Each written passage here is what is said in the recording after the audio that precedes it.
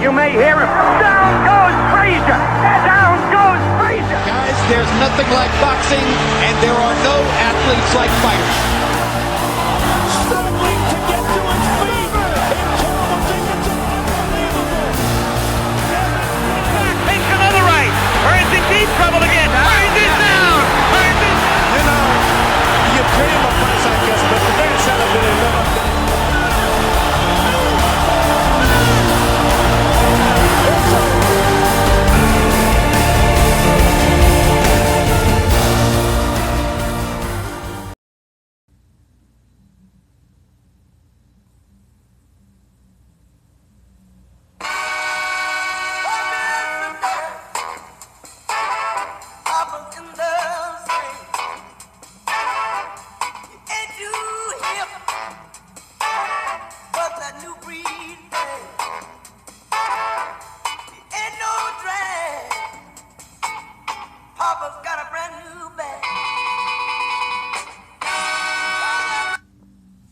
Hello, my name is Brosco and I have a story to tell.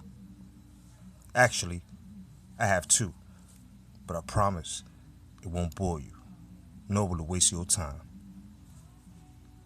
I also promise you guys that the number 45 will play a major part of my story.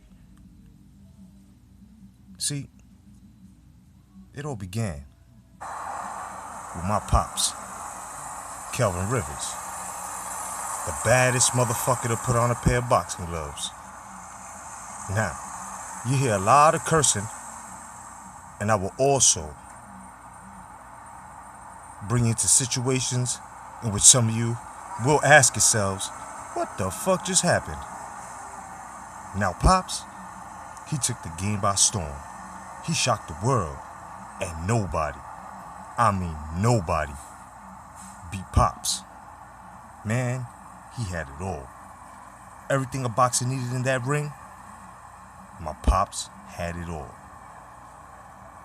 1961. He was born on December 1954 into straight poverty. He lived in Harlem, New York, and he would run errands, like running numbers for the old folks, you know, the ones who gambled around. Pop's area, I tell you right now, man, it was nothing to be reckoned with. He did it at the tender age of 5. And he did this in 1961. So that made Pop 7 at the time. This motherfucker put in work. He was loved. He also had a little crew of snot-nosed punks. There were 5 of them, all about the same age. But the fucked up thing about this was that the number running game was illegal. All of it. And I tell you, him becoming the best was not an accident. See, one of his little crew members stole a stash that they had stored away in one of the alleyways. And that day, he and the rest of the crew went to the spot because they were getting ready to break up the bread. A whole $6. And at that time, that was a lot of money. Pops actually noticed that it was gone. He was so pissed off. He was so angry, he called out the kid he knew that took the glass jar. Now, at the time, Pops had no skill. But as they squared off, my Pops just looked at the kid with the meanest look. As the kid walked up towards Pops and said, "What you gonna do, turkey?" My Pops replied to the excited punk, calmly, cool, collectively. And he said, "Man, you're a clown. We never should have trusted you. You no good." They squared off. And as soon as the kid went to launch a left hook, Pops just ducked and caught him with a straight right that flattened the kid on his back. The kid was out cold. The rest of the crew just looked at the kid, then Pops, then at each other, as his best friend named Clever said out loud in shock, "He ain't moving. You killed him, Kelvin." Pops was just stood there, just looking right down at him. All he said, as the kid just laying on the ground, "He's alright.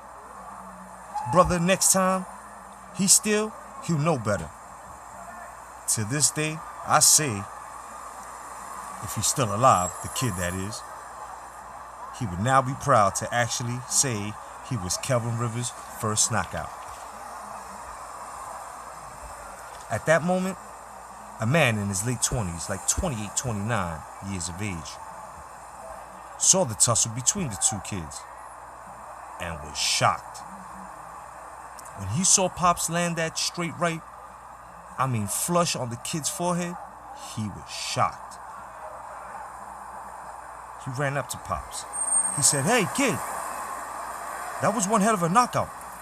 Where did you learn that from?"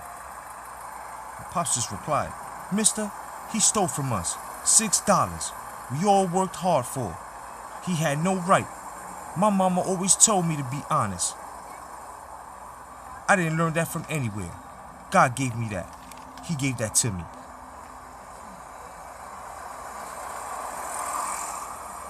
The man just looked at the kids, then looked over to Pops and said, "You know something, kiddo? You're something else. How would you like to be a boxer?" Pops then replied, "Does it pay a lot of money?" The man smiled, then said, "Kid, you're the future. Yes, you." From that moment, they were unbreakable. They made it possible for today's stars to set up what they were worth.